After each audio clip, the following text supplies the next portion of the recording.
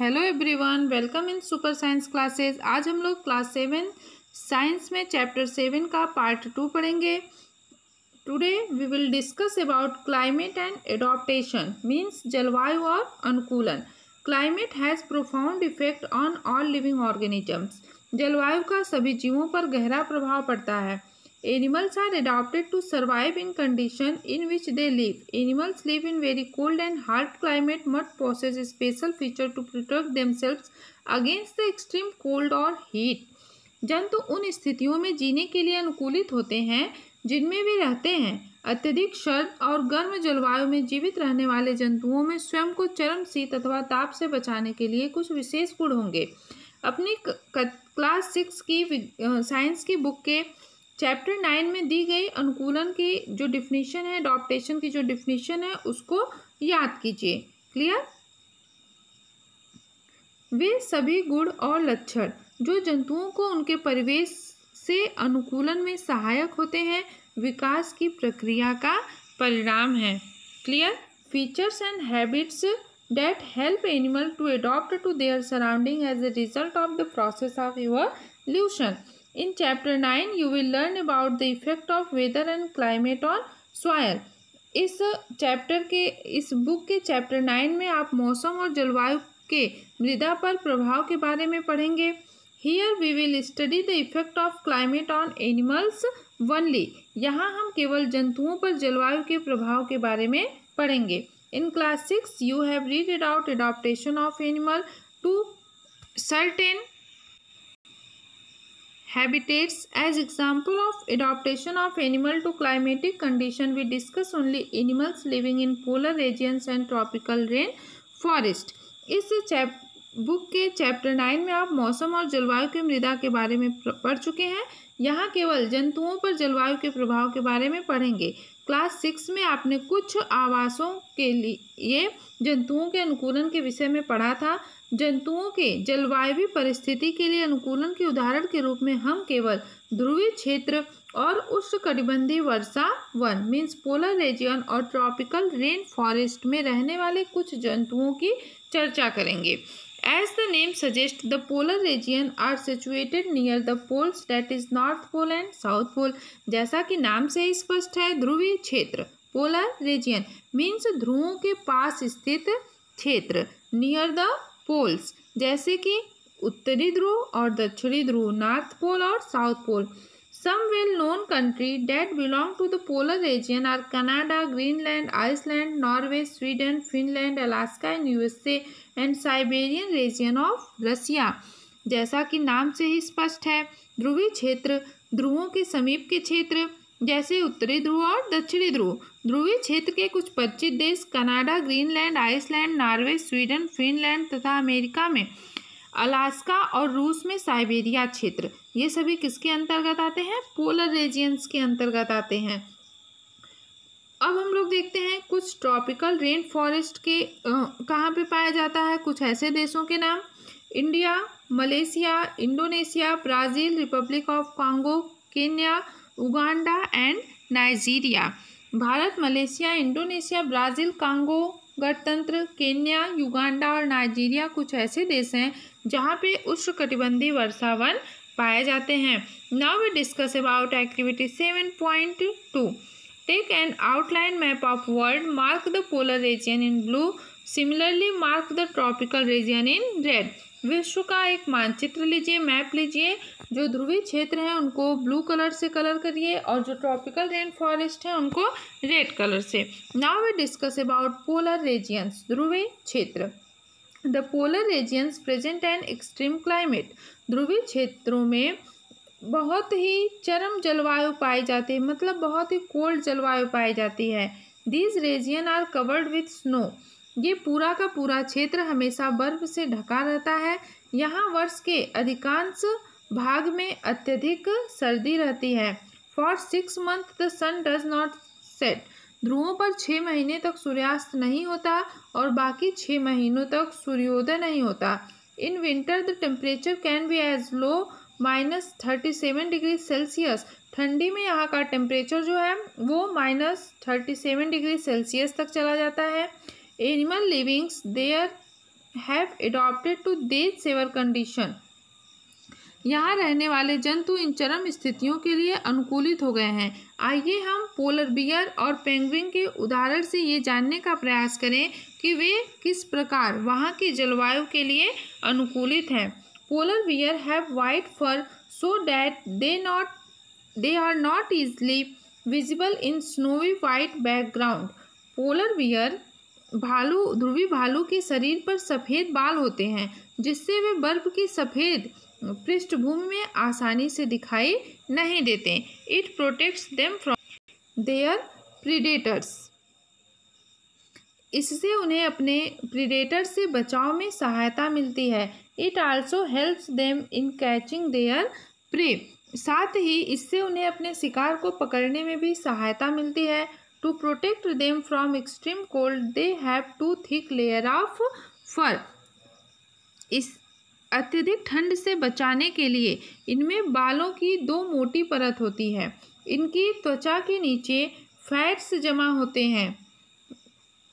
वास्तव में ध्रुवी भालू का शरीर इतनी अच्छी तरह से शीतरोधी होता है कि वो धीमे धीमे चलते हैं ताकि उनके शरीर का ताप आवश्यकता से अधिक न हो जाए। ये अपने शरीर को बहुत अधिक गर्म हो जाने से बचाने के लिए अक्सर विश्राम करते हैं। क्लियर? ये अपने शरीर को कि इनका शरीर जो है इतना प्रोटेक्टिव होता है कोल्ड से कि जल्दी हॉट ना हो जाए, इसके लिए क्या करते हैं, ये बहुत आराम से चलते हैं और ज़्यादा टाइम आराम करते हैं। Clear? Physical activities on warm days necessitate cooling. गर्म मौसम में भौतिक क्रियाकलापों के बाद ध्रुवी भालुओं को अपने शरीर को ठंडा करना पड़ता है, इसलिए ये स्विमिंग के लिए चले जाते हैं। It is a good swimmer. ये बहुत अच्छे तैराक होते हैं। इनके पंजे चौड़े और बड़े होते हैं जो कि न केवल अच्छी तरह से तैरने में ही इनकी सहायता करते हैं बल्कि उन्हें बर्फ़ पे चलने में भी सहायता प्रदान करते हैं। While swimming underwater, it can close its nostril and can remain underwater for long duration. तैरते समय ये अपने नॉस्ट्रिल को बंद करके लंबे समय तक पानी के अंदर रह सकते हैं। ध्रुवी भालू की सूंघने की शक्ति भी बहुत तीव्र होती है जिससे ये भोजन के लिए अपने शिकार को आसानी से खोज व पकड़ सकता है। We can understand the adaptation of polar bear with the help of flow chart. हम ध्रुवी भालू के अनुकूलन को फिगर 7.3 में दिखाए गए फिगर के द्वारा आसानी से समझ सकते हैं। तो हम लोग ये चार्ट देखते हैं। देखिए, ये आपका पोलर बियर है। पोलर बियर का फर्स्ट क्या है, the white fur is not easily visible in snowy white background. इनके पास वाइट फर होता है जिससे कि ये आइस का जो बैकग्राउंड है वो भी कैसा है, वाइट है, जिससे कि इनको कोई आसानी से इसमें देख नहीं सकता। Clear? Its predator and prey are unable to see it. न तो इनको जिसका शिकार करना है वो इनको देख पाता है, न तो शिकारी ही इनको देख पाता है। इनके पास फर की 2 लेयर होती है मोटी, जो कि इनको ठंडी में भी गर्म रखती है। इनकी सूंघने की शक्ति बहुत तीव्र होती है। ये आसानी से अपने शिकार को पकड़ सकते हैं। यह भालू को अपने शिकार को ढूंढने और पकड़ने में सहायता करती हैं। ठीक है? It has long curve and sharp clause. इनके जो क्लॉज होते हैं वो मुड़े हुए, लंबे और पैने होते हैं जो कि बर्फ़ पे चलने में इनकी सहायता करते हैं। इनकी त्वचा के नीचे वसा की एक परत होती है। इनका शरीर शीतरोधी होता है और इनको गर्म रखता है। इनके पास इतने फीचर्स हैं जिससे कि ये पोलर रीजियंस में भी आसानी से क्या कर रहे हैं, खुद को अडॉप्ट कर रहे हैं, आसानी से वहाँ पे रह रहे हैं। Another well-known animal living in the polar region is the penguin. ध्रुवीय क्षेत्र का एक अन्य परिचित जंतु पेंगुइन है। It is also white and merge well with the white background. यह भी सफ़ेद होता है और आसानी से बर्फ़ की सफ़ेद पृष्ठभूमि में मिल जाता है। इसके शरीर में भी स्वयं को सर्दी से बचाने के लिए मोटी त्वचा होती है और अत्यधिक वसा होती है। You may have seen pictures of penguin huddle together. जब भी आपने पेंगुइन का फिगर देखा होगा तो हमेशा वो झुंड में रहते हैं। This they do to keep warm, जिससे कि वो खुद को गर्म रख सकें। Recall how warm you feel when you are in hall full of people. याद करिए कि वो हॉल जो है वो कितना गर्म होता है, जिसमें कि ढेर सारे लोग भरे होते हैं। Like polar bear, penguins are also good swimmer. Polar bear की तरह पेंगुइन भी एक अच्छे तैराक होते हैं। उनकी बॉडी पे कुछ स्ट्रीम लाइन बने होते हैं। उनके पैड्स में वेब्स होते हैं जो कि तैरने में, अच्छी तरह से तैरने में उनकी हेल्प करते हैं। ये भी एक अच्छे तैराक होते हैं। Other animal living in the polar region are many types of fishes, musk, oxen, reindeer, fox, seals, whales and birds. ध्रुवी भालू पेंगुइन की तरह एक अच्छे तैराक होते हैं। ध्रुवीय क्षेत्रों में रहने वाले अन्य जंतुओं में अनेक प्रकार की मछलियां, कस्तूरी मृग, रेनडियर, लोमड़ी, सील, व्हेल तथा अन्य कई प्रकार के पक्षी सम्मिलित होते हैं। It is to be noted that wild fish can remain under cold water for long, birds must remain warm to survive. Note कीजिए कि जहां मछली ठंडे जल में लंबे समय तक रह सकती है, वहीं पक्षियों को जीवित रहने के लिए अपने शरीर को गर्म रखना आवश्यक होता है। They migrate to warmer region when winter sets in. इसी कारण अनेक प्रकार के पक्षी सर्दियों के आते ही अपेक्षाकृत गर्म स्थानों पर प्रवास के लिए चले जाते हैं। They come back after the winter is over. जैसे ही ठंड समाप्त होती है वो वापस आ जाते हैं। You know probably that India is one of the destination of many of the birds. शायद आप जानते होंगे कि भारत ऐसे अनेक पक्षियों का प्रवास स्थान है। आपने साइबेरिया क्रेन के बारे में सुना होगा, ठीक है, जो साइबेरिया के राजस्थान से भरतपुर और हरियाणा में सुल्तानपुर जैसे स्थानों पर सर्दियों में प्रवास के लिए आते हैं। कुछ पक्षी उत्तर पूर्व के कुछ आर्द्र स्थानों और भारत के कुछ अन्य स्थानों में भी प्रवास के लिए आते हैं। क्लियर? Did you know? क्या आप जानते हैं? कुछ प्रवासी पक्षी अपने आवास की चरम जलवायु परिस्थिति से बचने के लिए 15,000 किलोमीटर की यात्रा करते हैं। सामान्यतः ये अधिक ऊंचाई तक उड़ान भरते हैं, जहां वायु प्रवाह उड़ने में सहायक होता है। इस ऊंचाई की शीत स्थितियां उनकी उड़ान पेशियों द्वारा उत्पन्न ऊष्मा का विसरण आसान कर देती हैं।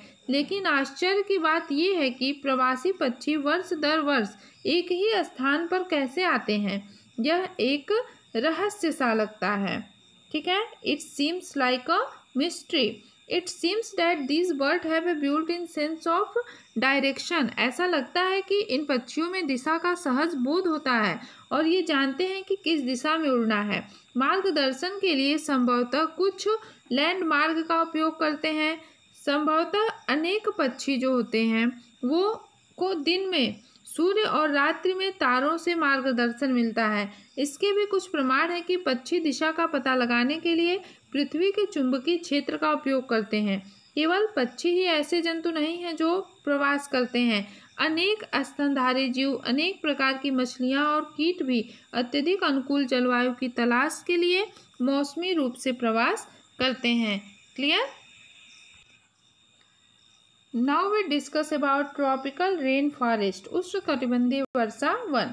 The tropical region has generally a hot climate because of its location around the equator. उष्णकटिबंधीय क्षेत्रों की जलवायु सामान्यतः गर्म होती है क्योंकि ये क्षेत्र भूमध्य रेखा के आसपास स्थित होते हैं। सबसे सर्द महीने में भी तापमान 15 डिग्री सेल्सियस से अधिक होता है। गर्मियों में तापमान 40 डिग्री सेल्सियस से अधिक होता है। दिन और रात पूरे साल लगभग समान होते हैं। इन क्षेत्रों में प्रचुर मात्रा में वर्षा भी होती है। इन क्षेत्रों की एक प्रमुख विशेषता है उष्णकटिबंधीय वर्षा वन। उष्णकटिबंधीय वर्षा वन भारत में पश्चिमी घाटों और असम में पाए जाते हैं।